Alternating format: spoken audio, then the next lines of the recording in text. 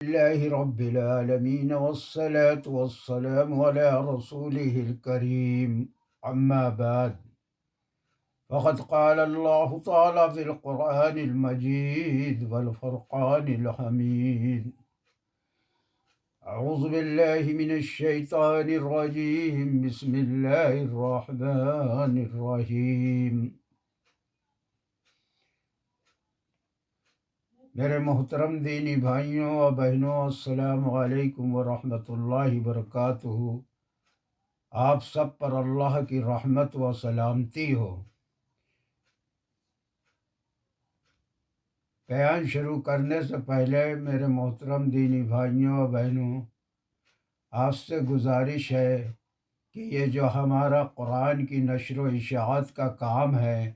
قرآن کو پھیلانے کا، قرآن کی تعلیمات کو عام کرنے کا، پورے عالم انسانیت تک پہنچانے کا،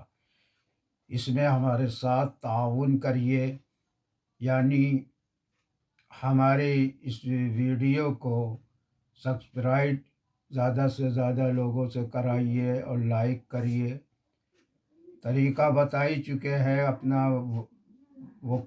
یوٹیوب کھولیے، اس میں مائک پر بول دیجئے محمد نور اللہ صدیقی کا بیان، میں آپ کے سامنے حاضر ہو جاؤں گا، اور پھر کلک کریں گے تو نیچے کالے یا لال رنگ سے سبسکرائب لکھا ہوگا، اسے ایک بار پش کر دیجئے، گھنٹی بن جائے گی، بس ہو گیا سبسکرائب، اور ویڈیو روز نئی ویڈیو ایک بار لائک ہوگی۔ تو آپ کا بھی اس قرآن کو عام کرنے، نشر و اشاعت میں حصے دار آپ لوگ بھی ہو جائیں گے، اور کل قیامت کے دن انشاءاللہ آپ کے جو یہاں سے جمع کریں گے وہاں مل جائے گا۔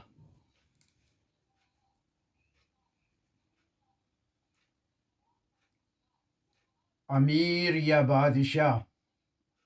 حضرت ابو ہریرہ رضی اللہ تعالی عنہ فرماتے ہیں کہ حضرت رسول کریم صلی اللہ علیہ وسلم نے ارشاد فرمایا کہ جو شخص بھی 10 آدمیوں کا امیر بنا ہوگا، وہ قیامت کے روز اس حال میں آئے گا کہ اس کے ہاتھ بندھے ہوئے ہوں گے، حتیٰ کہ اگر اس نے اپنے مامورین میں انصاف سے کام لیا ہوگا تو اسے عدل چھڑا دے گا، یا اگر ظلم کا برتاؤ کیا ہوگا تو اسے ظلم ہلاک کر دے گا۔ ایک حدیث میں ہے کہ حضرت رسول کریم صلی اللہ علیہ وسلم نے فرمایا کہ جو حاکم بھی لوگوں کے درمیان حکم کرتا ہے، وہ قیامت کے روز اس حال میں آئے گا کہ ایک فرشتے نے اس کی گدی پکڑ رکھی ہوگی، وہ فرشتہ اس کو لا کر کھڑا کر دے گا اور پھر اپنا سر آسمان کی طرف اٹھا کر اللہ کے حکم کا انتظار کرے گا۔ سو اگر اللہ تعالیٰ حکم فرمائیں گے کہ اس کو گرا دے تو وہ اس کو اتنے گہرے گڑھے میں گرا دے گا جس کی تہ میں گرتے گرتے 40 سال میں پہنچا جائے۔ ظالم حکام گرائے جائیں گے۔ زکوٰۃ نہ دینے والا، حضرت ابو ہریرہ رضی اللہ عنہ روایت فرماتے ہیں کہ حضرت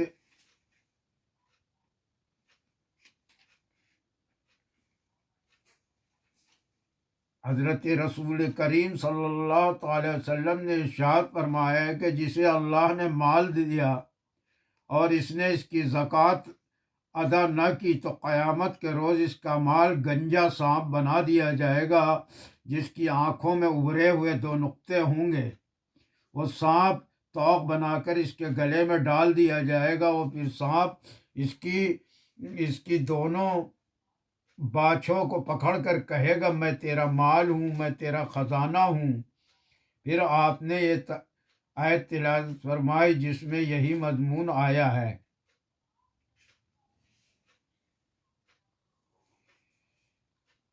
قیامت کے روز سب سے زیادہ بھوکے، حضرت ابن عمر رضی اللہ تعالی عنہ سے روایت ہے کہ حضرت رسول کریم صلی اللہ تعالی علیہ وسلم کے سامنے ایک شخص نے ڈکار لی۔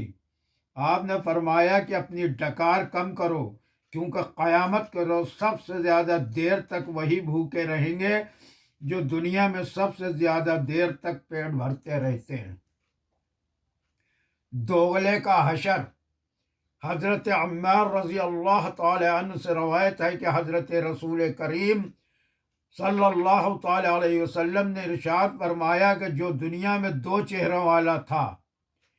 یعنی ایسا شخص کے اس گروہ کے سامنے اس کی تعریف اور دوسرے کی مذمت کرتا ہو، اور پھر جب دوسروں میں جائے تو ان کی تعریف اس گروہ کی برائی کرتا ہو،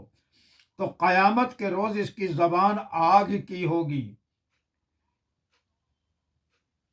کنسوئی لینے والا۔ فرمایا حضور اقدس صلی اللہ علیہ وسلم نے کہ جس نے بنا کر یعنی اپنی طرف سے گڑھ کر جھوٹا خواب بیان کیا، اسے قیامت کے روز مجبور کیا جائے گا کہ دو جو کے بیچ میں گرہ لگائے، اور وہ ان میں ہرگز گرہ نہ لگا سکے گا، لہذا عذاب میں رہے گا۔ اور جس نے کسی گروہ کی بات کی طرف کان لگائے حالانکہ وہ سنانا نہ چاہتے تھے، تو قیامت کے روز اس کے کان میں سیسا پگھلا کر ڈالا جائے گا۔ اور جس نے کوئی تصویر جاندار کی بنائی، اسے قیامت کے دن روز عذاب دیا جائے گا اور مجبور کیا جائے گا اس میں روح پھونک کر زندہ کر، اور وہ روح پھونک نہ سکے گا۔ ذلت کا لباس۔ حضرت ابن عمر رضی اللہ تعالی عنہ سے روایت ہے کہ حضرت رسول کریم صلی اللہ تعالی علیہ وسلم نے ارشاد فرمایا کہ جس نے دنیا میں شہرت، تکبر، اتراوے کا لباس پہنا، اسے خدا قیامت کے روز ذلت کا لباس پہنائے گا۔ زمین غصب کرنے والا۔ ارشاد فرمایا حضور اقدس صلی اللہ علیہ وسلم نے کہ جس نے ذرا سی زمین بھی بغیر حق کے لے لی، اس کو قیامت کے روز 7ویں زمین تک دھسا دیا جائے گا۔ دوسری روایت میں ہے کہ آپ نے فرمایا کہ جس نے ظلمن ایک بالش زمین بھی لی، اس کو خدائے عز و جل مجبور کرے گا کہ اسے اتنا کھودے کہ 7ویں زمین کے آخر تک پہنچ جائے۔ پھر قیامت کا روز ختم ہونے تک، جب تک کہ لوگوں میں فیصلہ نہ ہو، وہ 7 زمینیں اس کے گلے میں توق کی طرح ڈال دی جائیں گی۔ آگ کی لگام۔ حضرت ابو ہریرہ رضی اللہ تعالی عنہ فرماتے ہیں کہ حضرت رسول کریم صلی اللہ تعالی علیہ وسلم نے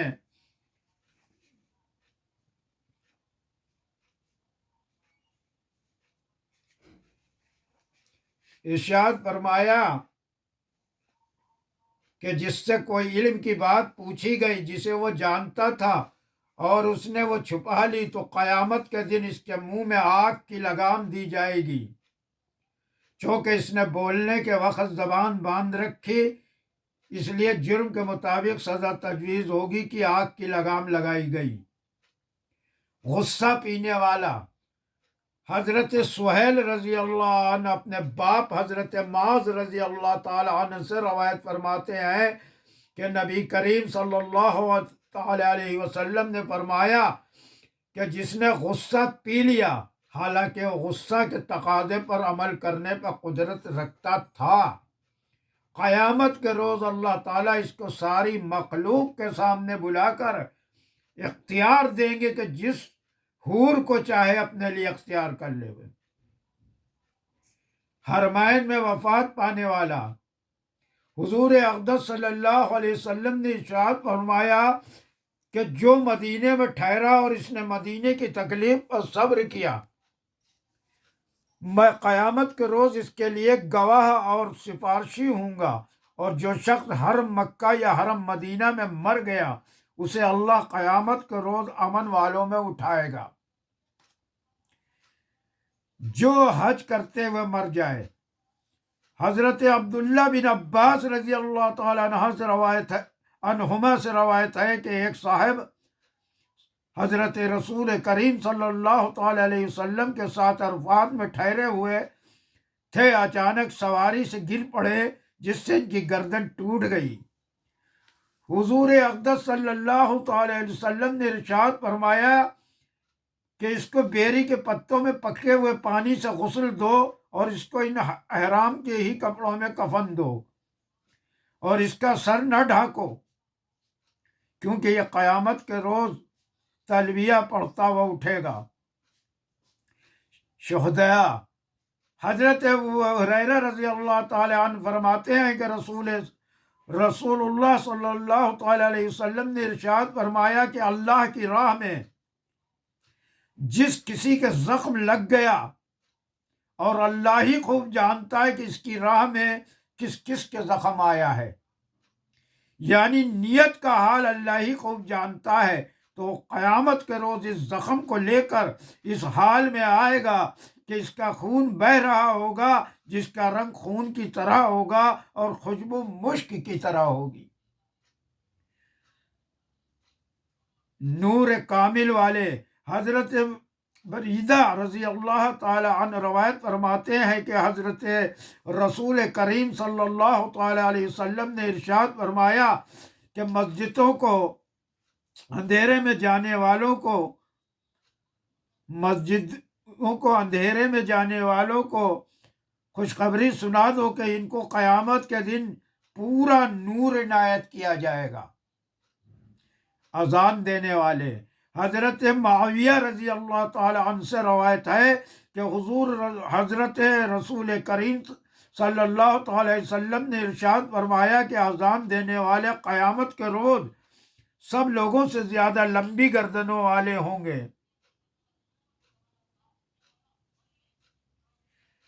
حج میں جو دعا اکثر پڑھی جاتی ہے جس میں بار بار لبیک آتا ہے،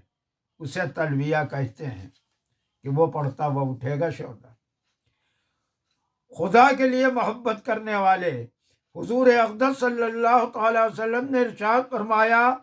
کہ اللہ تعالیٰ فرماتے ہیں کہ میری عظمت کی وجہ سے آپس میں محبت کرنے والوں کے لیے نور کے ممبر ہوں گے، اور نبی و شہید ان پر رش کرتے ہوں گے، کیونکہ وہ تو بے خوف اور بے غم ہو کر نور کے ممبروں پر بیٹھے ہوں گے، اور نبی و شہید دوسروں کی سفارش میں لگے ہوں گے عرش کے سائے میں۔ حضرت ابو ہریرہ رضی اللہ تعالیٰ عنہ سے روایت ہے